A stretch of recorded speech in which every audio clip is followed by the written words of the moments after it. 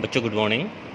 आज इस वीडियो के माध्यम से हम इस चीज़ को समझेंगे कि चुंबकीय क्षेत्र में स्थित किसी धारावाही चालक पर कितना बल लगता है तथा यह बल क्यों लगता है।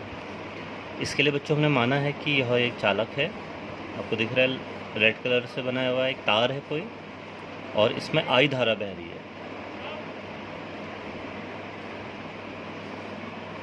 ये जो नीली रेखाओं से मैंने दिखाया है यह एक समान चुंबकीय क्षेत्र है जिसका मान V है। तो हमने इस धारावाही चालक को एक समान चुंबकीय क्षेत्र B में रखा है। चालक में I धारा प्रवाहित हो रही है। इसका जो प्रति एकांक आयतन में मुक्त इलेक्ट्रॉनों की संख्या है, जिसे आप इलेक्ट्रॉन घनत्व भी कहते हैं, वह स्मॉल n है। चालक की जो लंबाई है वो L है और इसका जो ये अनुप्रस्थ काट का क्षेत्रफल है यह A है। यह हमने माना हुआ है।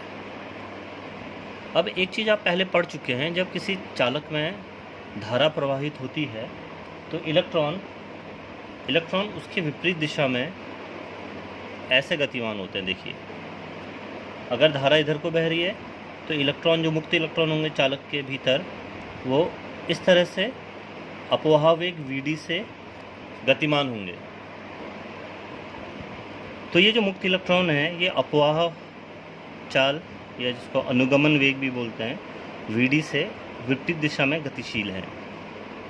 अब एक बात सोचिए, इससे पहले डेरिवेशन में हम पढ़ चुके हैं कि यदि कोई चालक चुंबकीय क्षेत्र में गति करता है तो उस पर एक बल कार्य करता है, और उस बल का मान जो हमने सूत्र पढ़ा था F बराबर कितना पढ़ा था बताइए, BQV साइन थीटा। इतना बल लगता है। उस बल का जो परिमाण होता है BQV साइन थीटा, हमने पढ़ा था सूत्र। तो यहाँ पर क्या है, देखिए, ये जो इलेक्ट्रॉन है यह इस चुंबकीय क्षेत्र में गतिमान है। तो इस इलेक्ट्रॉन पे जो बल लगेगा, एक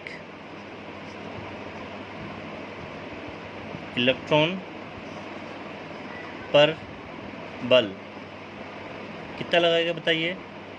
B आवेश E है इलेक्ट्रॉन में, इसकी चाल Vd है साइन थीटा। तो BeVd साइन थीटा एक इलेक्ट्रॉन पे बल है। अब मैंने ये माना है कि जो चालक के प्रति एकांक आयतन में इलेक्ट्रॉनों की संख्या वो स्मॉल n है, इसका इलेक्ट्रॉन घनत्व स्मॉल n है। तो इस चालक में यदि मुझे कुल इलेक्ट्रॉनों की संख्या निकालनी है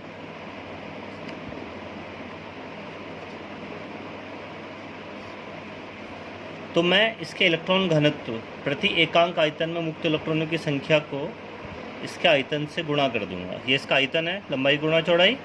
ये एकांक आयतन में इलेक्ट्रॉनों की संख्या है।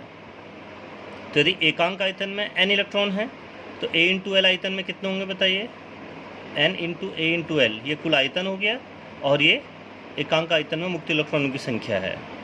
तो एक इलेक्ट्रॉन पे बल इतना लग रहा है और कुल इलेक्ट्रॉन इतने हैं, तो चालक पर कुल बल कितना आएगा बताइए।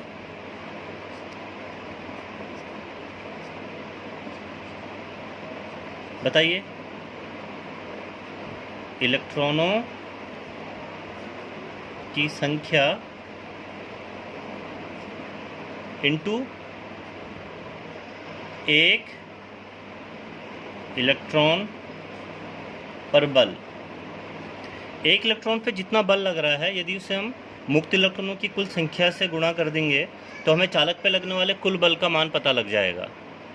तो F कितना आया बताइए, इलेक्ट्रॉनों की संख्या कितनी है, n into A into L, और एक इलेक्ट्रॉन पे बल BeVd साइन थीटा। अब आपने एक चीज़ पहले विद्युत वाले चैप्टर में पढ़ी होगी कि जो धारा I होता है उसका मान NeAVd था, याद कीजिए।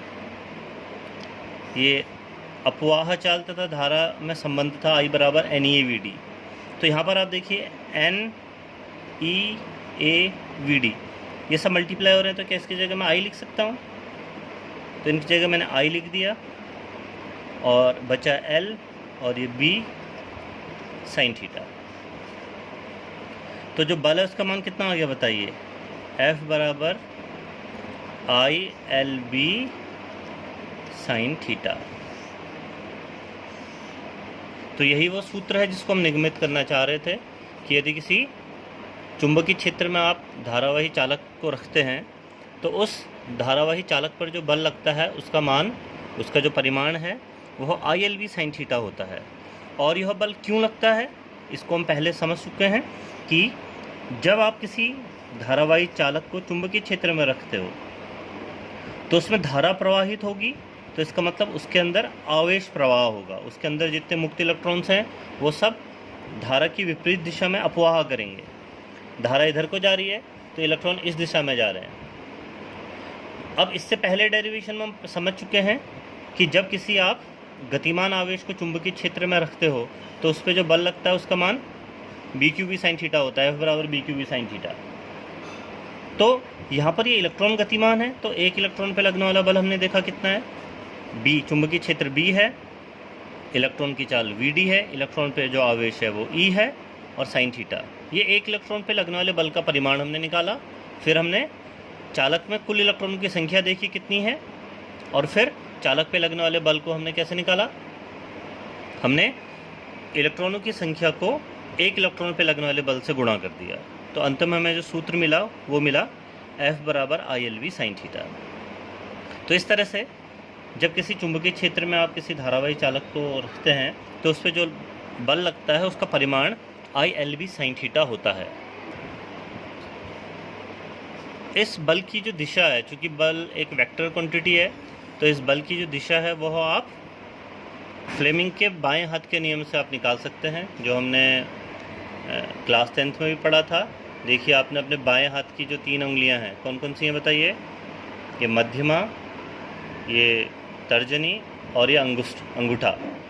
इन तीनों का आपने इस तरह से होल्ड करना है। देखिए, और यदि जो मध्यमा है, जो बीच वाली उंगली है, यदि यह धारा की दिशा व्यक्त करती है, ये जो तर्जनी है ये अगर चुंबकीय क्षेत्र की दिशा को व्यक्त करती है तो जो बल है वह अंगूठे की दिशा में होगा।